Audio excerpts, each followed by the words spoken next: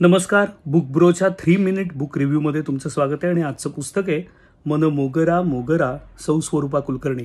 स्वरूपाजींची खरं तर जी बॅकग्राऊंड आहे ती कॉम्प्युटर सायन्सची आहे, पण त्यांनी विशेषतः कोविडनंतर समाज माध्यमांमध्ये अनेक लेख लिहिले. सकाळसारख्या प्रतिशय दैनिकात देखील त्यांचे लेख प्रसिद्ध झालेत आणि त्यांचं हे ललित लेखांचं एक एकत्रीकरण केलेलं पुस्तक आहे. छोटंसं पुस्तक आहे ते आणि त्याच्यात 40 लेख आहेत. खरं त्याला लेख म्हणायचं का याविषयी माझ्या मनात शंका आहे, कारण काही आहेत त्या लघुतम कथा म्हणता येतील अशा आहेत, फिक्शनल नॅरेटिव्ह आहे त्याच्यात, आणि काही आहेत ते अनुभव आहेत, त्यांचे स्वानुभव आहेत, काही किस्से आहेत, काही लेख आहेत राम आणि कृष्ण आणि पांडुरंगावरचे, ते अध्यात्माच्या देखील प्रांतात ललित अंगाने जाणारे असे खरं तर लेख आहेत.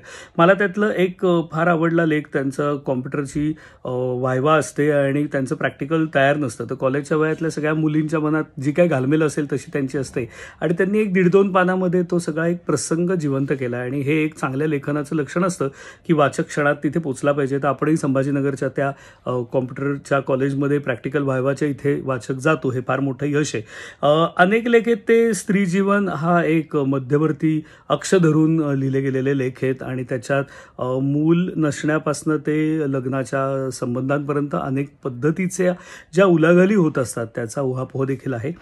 त्यांची लेखनाची शैली ही खूप वेगळी आणि इंटरेस्टिंग आहे. साधं कोकणातल्या घरातल्या अंगणाशी बोलताना लेखिका असं लिहिते की मानवी संस्कृतीच्या पाऊलखुणा या अंगणातच रुजल्या, फुलल्या आणि बहरल्या.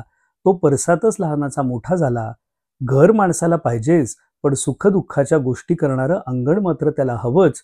मग ते छोटं असो की मोठं, तीच घराची शोभा.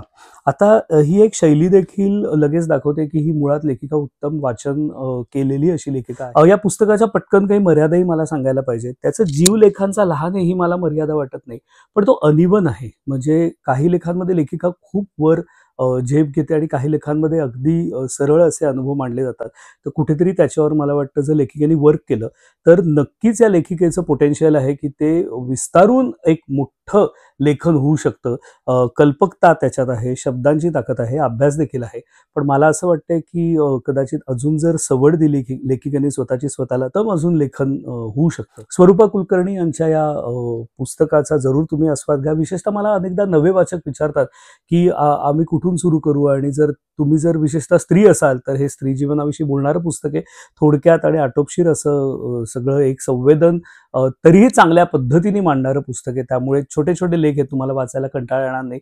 एक 1.5 पानात 2 पानात सगळे लेख संपतात. जरूर वाचा. बुक ब्रोचे मोठे जे भाग आहेत ते देखील जरूर बघा आणि फेसबुकवर देखील आपलं पेज आहे, तिथे रिव्ह्यूज बघा आणि चॅनल अवश्य सबस्क्राईब करा. धन्यवाद.